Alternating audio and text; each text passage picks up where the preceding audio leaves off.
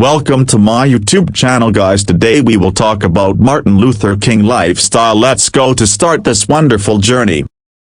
Martin Luther King Jr. was born on January 15, 1929, in Atlanta, Georgia, to a middle-class African-American family deeply rooted in faith and education. His father, Martin Luther King Sr., was a Baptist minister, and his mother, Alberta Williams King, was a school teacher. Growing up in a segregated society, King experienced racial discrimination from an early age, an experience that deeply influenced his later activism. Despite these challenges, his family instilled in him strong values of equality, justice, and a commitment to education. King attended segregated schools in Atlanta and graduated from high school at the age of 15. He went on to attend Morehouse College, where he earned a degree in sociology. During his time at Morehouse, he was greatly influenced by the college president, Dr. Benjamin Mays, who encouraged him to view Christianity as a tool for social change. This mentorship sparked King's interest in ministry and civil rights activism. After graduating from Morehouse,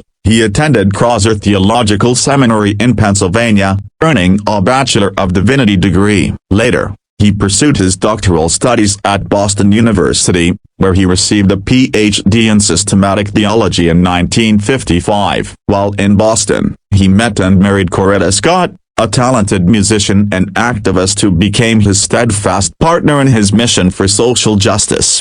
In 1955, an event in Montgomery, Alabama, marked the beginning of King's rise as a prominent civil rights leader. Rosa Parks, an African-American woman, was arrested for refusing to give up her seat to a white passenger on a segregated bus. This incident sparked the Montgomery bus boycott, a year-long protest against racial segregation on public buses. King was chosen to lead the boycott as the president of the Montgomery Improvement Association. Under his leadership, the boycott achieved a historic victory when the Supreme Court declared segregation on public buses unconstitutional. This success established King as a national figure in the struggle for civil rights. King's philosophy of nonviolence and civil disobedience was heavily influenced by the teachings of Mahatma Gandhi. He believed that love and peaceful protest were powerful tools for challenging injustice. King became the leader of the Southern Christian Leadership Conference, SCLC, in 1957,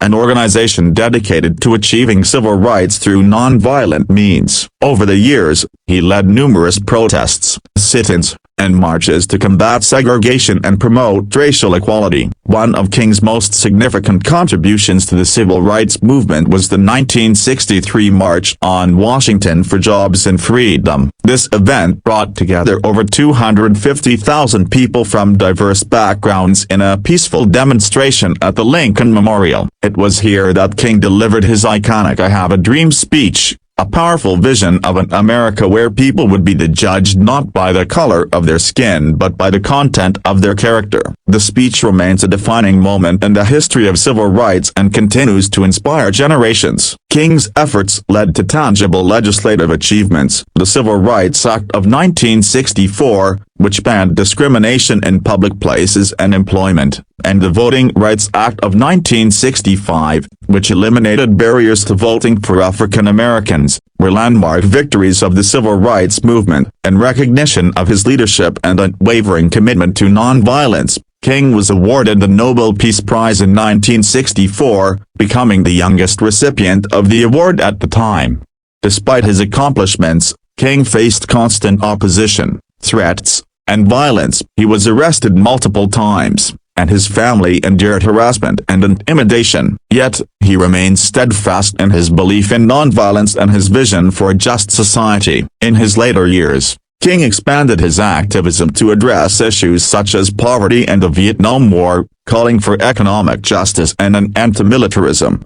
Tragically, King's life was cut short on April 4, 1968, when he was assassinated in Memphis, Tennessee, where he had traveled to support striking sanitation workers. His death was a devastating loss to the civil rights movement and the world. However, his legacy endures as a symbol of courage, perseverance, and the transformative power of nonviolence. Today, Martin Luther King Jr. is celebrated as one of the most influential figures in American history. His birthday is observed as a federal holiday in the United States, a day dedicated to honoring his life and work. His dream of equality, justice, and harmony continues to inspire people worldwide, reminding us that change is possible through unity, compassion, and a commitment to what is right.